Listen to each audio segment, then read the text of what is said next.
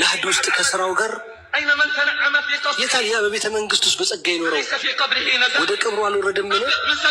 ከስካርህ ንቃ። ጉድጓድ ውስጥ መግባትህንም ማስታውስ፣ ዘመዶችህንም ማስታውስ። አንድ ሰው ተመለከተ፣ የሞተ ዘመዱን በህልም ዋየ። አለው እንዴት ነህ አለ፣ በትልቅ ነገር ተጸጸትን። አንድ ሰው አየ፣ የሞተ ዘመዱን በህልሙ። እንዴት ነህ አለው፣ በትልቅ ነገር ተጸጸትን አለ። እናውቅ ነበር ግን አልሰራንበትም። እናንተም ታውቃላችሁ ግን አትሰሩበትም። ወላሂ አንድ ሱብሃንአላህ ወይም ሁለት፣ አንድ ረክዓ ወይም ሁለት ረክዓ በአንዳችን መዝገብ ላይ ዛሬ ቢጻፍ ከዱንያ ውስጥ ካለው ሁሉ ይበልጥብናል። የምክሮች ፋና የታለ? የግሳጼው አሻራ?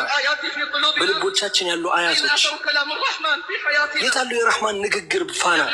አንተ ባለ 20 ከኩዮች ስንት ሞተውን አንተ ይቀርሃል? አንተ ባለ 30 ወጣትነትን አግኝተህ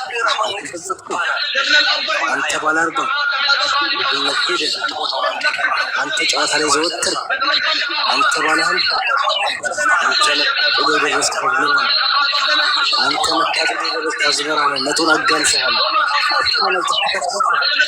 አንተ ባለ 60 በልና ወደ ሂሳብ አንተ የሞት ፍትጊያ ላይ ደርሰሃልና። አንተ ባለ 70 ምን አስቀድመሃል? ምንስ አዘግይተሃል? አንተ ባለ 80 ምክንያት የለህም። እስኪ በቃ ማይንተሃል። ወላሂ በአላህ እምላለሁ ዛሬ ቃሬዛ የተሸከመ ቀን ይመጣል። እሱንም በትከሻው አድርገው ሲሸከሙት ዛሬ ወደ መቃብር ለዚያራ የገባ አንድ ቀን ይመጣል። እሱም እንዳይወጣ ሆኖ ዛሬ ወደ ቤቱ የተመለሰ ቀን ይመጣል። እሱም የማይመለስበት ዛሬ ወደ ቤቱ የተመለሰ ቀን ይመጣና ተፍሲሩል ቁርአን ክፍል 83 سورة الانفطار. بسم الله الرحمن الرحيم. الحمد لله رب العالمين والعاقبة للمتقين ولا عدوان إلا على الظالمين، وصلى الله وسلم على نبينا محمد وعلى آله وصحبه أجمعين. أما بعد فيا عباد الله السلام عليكم ورحمة الله وبركاته. እንደምን አላችሁልኝ? እንደምን ከረማችሁልኝ? ኢንሻአላህ የቁርአን ተፍሲር ትምህርታችን ላይ ነን። እንግዲህ ዛሬ እየተማማርን ያለን የዚህ ሳምንት ርዕሳችን እንግዲህ ሱረቱል ኢንፊጣር ነው። የመሰንጠቋ ምዕራፍ ማለት ነው። ትናንት እንግዲህ ቃል በቃል ትርጉማችንን አይተናል። መግቢያንን በተመለከተ እንግዲህ በተወሰነ መልኩ የቀራንበት ሁኔታ ነው ያለው። ዛሬም ቢኢዝኒላህ እንግዲህ ትንታኔዎችን እያየን እየተማማርን የምንሄድበት ፕሮግራማችን ላይ ነው የተገናኘ ነው። አዑዙ ቢላሂ ሚነ ሸይጣን ረጂም ቢስሚላሂ ራህማን ራሒም ኢዘ ሰማኡ እንፈጠረት። አላህ ስብሓነሁ ወተዓላ እንግዲህ ያንን አስፈሪ የሆነውን የቅያማን ሁኔታ እየነገረን ነው ማለት ነው። ኢዘ ሰማኡ እንፈጠረት አይንሸቀት ማለት ነው። ሰማይ በተሰነጠቀች ጊዜ ማለት ነው። የምትሰነጠቀው እንግዲህ ለምንድን ነው?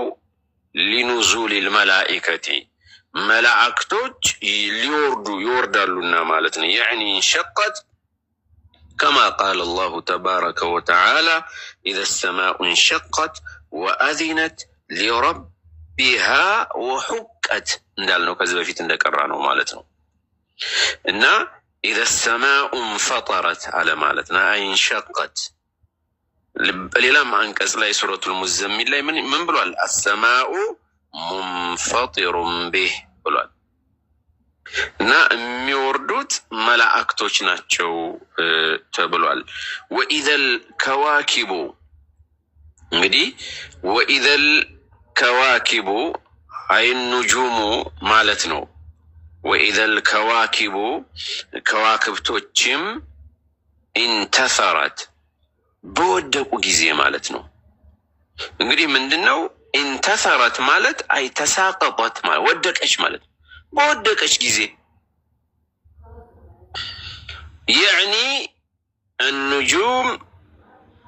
يعني النجوم صغيرها وكبيرها እንግዲህ ትልቁም ትንሹም ከዋክብቶች تنتثر وتتفرق وتتساقط لأن العالم انتهى ዓለም ያው ፍጻሜዋ ነው። ስለዚህ ቂያማ እየቆመ ነው። ሁሉም ነገር ያው ያበቃለታል ማለት ነው። እንግዲህ እንደምናውቀው فإن السماء في هذا العالم كالسقف እንግዲህ በዚህ በምንኖርበት ዓለም ሰማያትን ስንመለከት ልክ እንደ ጣራ ናቸው። والأرض كالبناء መሬት ደግሞ ያው ወለል ነች። ومن أراد تخريب دار فإنه يبدأ أولا بتخريب السقف እንደሚታወቀው እንግዲህ አንድ ሰው ቤት ለማፍረስ ሲፈልግ ምንድነው የሚያደርገው? ከጣራው ነው የሚጀምረው። እና እቺ ዓለም ስትጠፋም አላህ እንግዲህ ሰማያትን በዚህ አይነት መልኩ ያረግፋቸዋል ማለት ነው። وإذا الكواكب انتثرت ማለት انتثر ማለት አይ ተሳቀጠ ማለት ነው። ወደቀ ተበቀ በትንትኑ ይወጣል ማለት ነው። አላሁ አክበር። وإذا البحار فجرت أي فجر بعضها على بعد وملأت الأرض ውሃ የተባለ ሁሉም ድብልቅልቁ ይወጣል ማለት ነው። ይደበላለቃል። በዚህ ጊዜ መሬት በውሃ ትሞላለች ማለት ነው።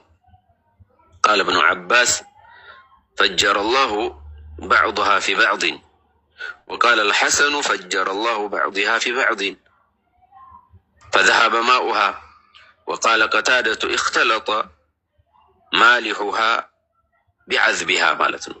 ይሄንን ማስቀምጠዋል። ዞሮ ዞሮ ኢብኑ አባስ በቃ እንዳለ ውሃን ስበሱ ያደበላልቀዋል ማለት ነው ብለዋል። ሐሰኑል በስሪ ይሄን ያሉት ሐሰን ውሃዋ ሲጀመር የለም አይኖርም فذهب ماؤها ነው ውሃዋ ይሄዳል ነው ያሉት። በታዳ ደግሞ ጨዋማውን ከጣፋጭ ውሃ ጋር ያደበላልቀዋል አሉ። ዞሮ ዞሮ وإذا البحار ባህሮችም ፉጅራት በተደበላለቁ ጊዜ ማለት ነው። ሁሉም ውሃ ይቀላቀላል ማለት ነው። ይሄ በየሀገራቶች በተራራዎች ተከልሎና ተገድቦ ያለ ውሃ የዚያን ጊዜ ተራራውም ዶጋመድ ይሆናል እንደተነደፈ ሱፍ እንደ በቃ ልክ እንደ ብናኝ ከጥቅም ውጭ ስለሚሆን መሬት ወጥ ነው የምትሆነው የዚያን ጊዜና ውሃ በተደበላለቀ ጊዜ ይላል። ወኢዘል ቁቡሩ መቃብሮችም ቡዕሲረት አይ ቡሒሰት ማለት ነው። ቡሒሰት በቃ በተፈተሹ ጊዜ ማለት ነው። ቃለ ሱዲ ቱበዕሰሩ ቱሐሪኩ ፈየኽሩጁ መን ፊሃ ቀብር እንግዲህ የዚያን ጊዜ ትንቀሳቀሳለች ትናወጣለች ማለት ነው። ፈየኽሩጁ ይወጣል መን ፊሃ በውስጧ ያለው ማለት ነው። فيها من الأموات حتى قاموا لله عز وجل وإذا القبور መቃብሮችም ቡዕሲረት በተገለባበጡ ጊዜ ያ ማለት ምንድነው? በቃ ይናወጣል መሬቱ። በዚያን ጊዜ ሙታኖች ከመሬት በላይ ይወጣሉ ማለት ነው። ወደ አላህ Subhanahu Wa Ta'ala የሚቆሙበት ጊዜ ማለት ነው። እንግዲህ በዕስ ነው፣ ከሞት የሚቀሰቀሱበት ቅጽበት ነው ይሄ ማለት ነው። فهذه الأمور الأربعة إذا حصلت እንግዲህ እነዚህን ነገሮች ስትመለከት የሰው ልጅ እንግዲህ አየ ማለት ነው። አሁን ላይ የቂን ይላል ማለት ነው። ሰማይ ስትሰነጠቅ፣ ከዋክብቶች ሲረግፉ፣ ባህሩ ሲደበላለቅ፣ መቃብሩ ሲገለባበት የሰው ልጅ የዛን ጊዜ እንግዲህ የቂን ይላል ማለት ነው። አምስተኛው አንቀጽ ላይ የተጠቀሰው የቂን ይላል፣ እውነታው ይገለጽለታል ማለት ነው። ዓሊመት ነፍሱን ነፍስ ታውቃለች፣ ማቀደመት ያሳለፈችውን ወደፊት ሰርታ ማለት ወአኸረት ወደ ብስሚላህ አልሐምዱሊላህ ኢነል ሐምደሊላህ ነሕመዱሁ ወነስ